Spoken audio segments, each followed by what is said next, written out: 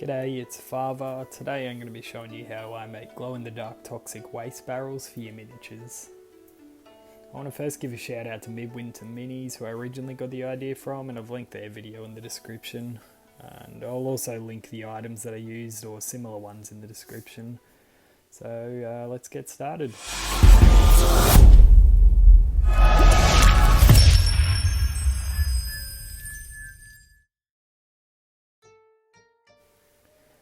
So I start with a few straight copper couplings that I've primed with a grey metal spray primer, and after that dries I just cut out a bottom plate from cardboard and super glue that to one end.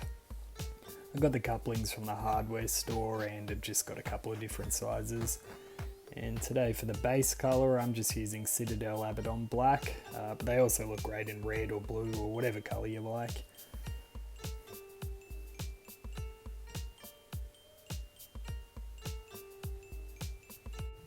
After I finish the outside, I just tack down the sealed end so I can paint the inside. And now that that's all dry, I just like to lightly sand some areas to expose the copper for a rusty look. Now this step isn't necessary and can easily be skipped. And I just use a coarse grit of a soft nail file that I picked up for $1 or $2. Be careful not to sand too much as the paint won't stick directly to the copper.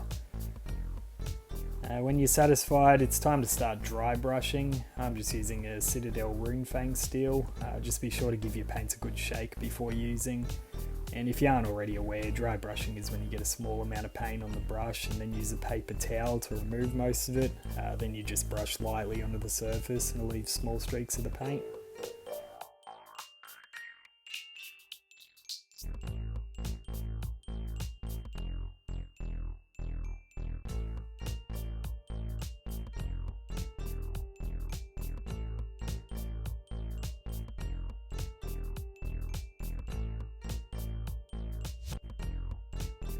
Next I use the same technique with Runelord brass. Now it can be hard to distinguish Runefang steel and Runelord brass when dry brushing, but I find it makes a nice little contrast at the end.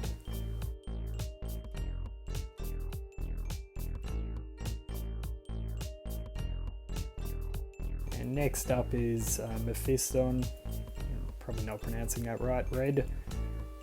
And I like to be a tiny bit heavier with the red because it gives a nice rusted look on the dark colour over the metallic colours.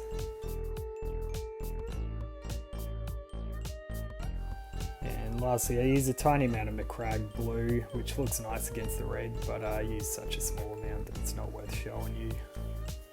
Now it's time for the fun part, the toxic sludge. So you'll need a small container. I'm just using a little sauce cup.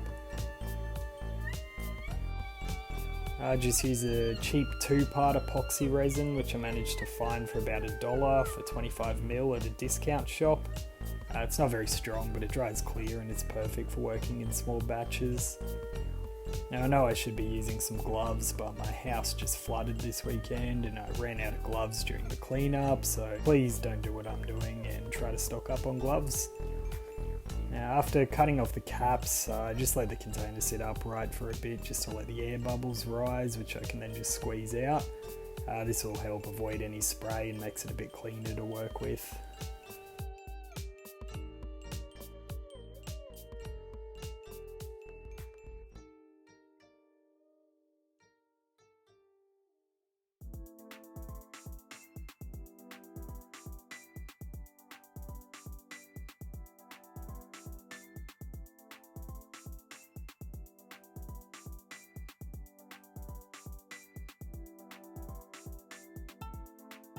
Next I use this resin dye which I picked up from Kmart for $5 or $6 for a pack of 4.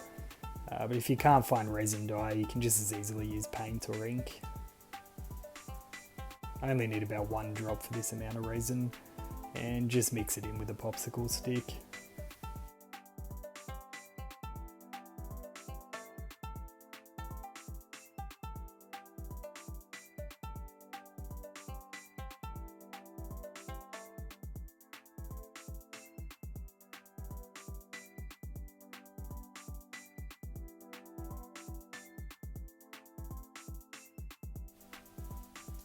After that's all mixed in, I add in some green glow-in-the-dark powder that I actually got from Wish for maybe 30 cents.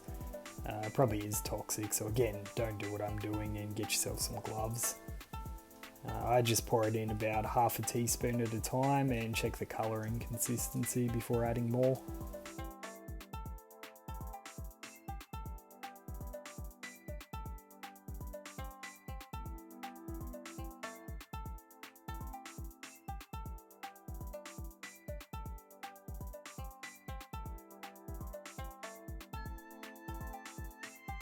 I like it to be a nice thick green, but you can add less if you want it to be a lighter colour, or more if you want it to be super concentrated.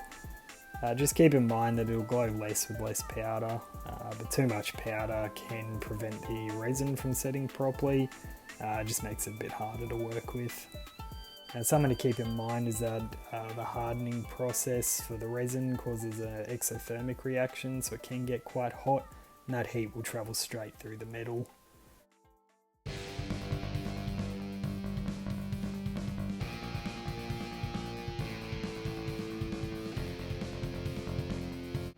Now that that's all mixed into my desired consistency, I just take my time with pouring it. I just let it drip from the popsicle stick.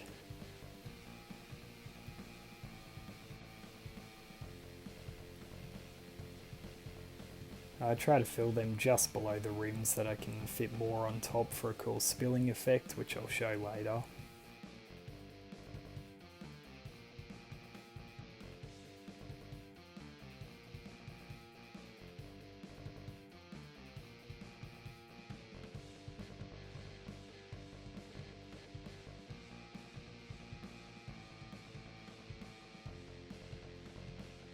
I underestimated how much resin I'd need and ran out on the last one, but I'll just seal this one up on both ends or lay it on its side and just add some leaking effects. And for the leaking effect, you just want to wait a few minutes for the resin to start to set so it's easier to work with without it dripping down too quickly onto your working area. I waited about 5 minutes and it's starting to get a bit thicker and starting to set. As you can see, it doesn't run down as quickly. Now all I'm doing is adding a bit to the top of the barrels and sliding it around the side. You can be as neat or as messy as you like with this step. Just try not to get too much on the bottom, otherwise it'll be a lot harder to work with.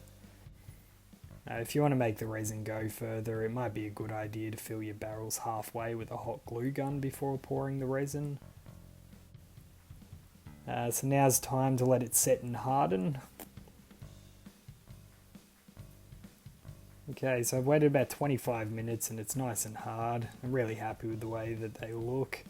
I do think some of them could have probably benefited from some more of the toxic waste around the side, but still happy with them.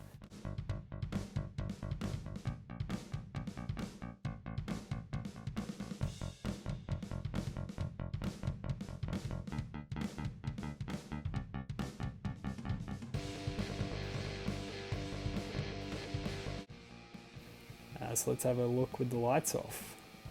Apologies about the camera quality, but you can definitely see a nice green glow.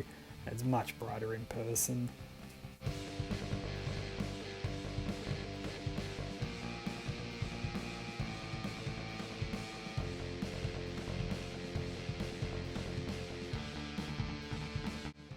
Again, apologies about the camera quality, but just due to the floods I lost my camera, so I have to settle for my phone.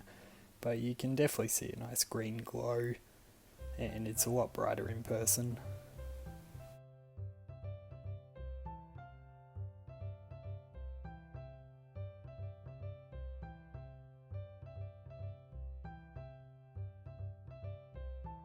Really happy with how this one turned out. It has a nice rusted look and has a nice heavy feel to it. This would be perfect for the tabletop. You can get it thrown around as much as you want. Won't take much damage.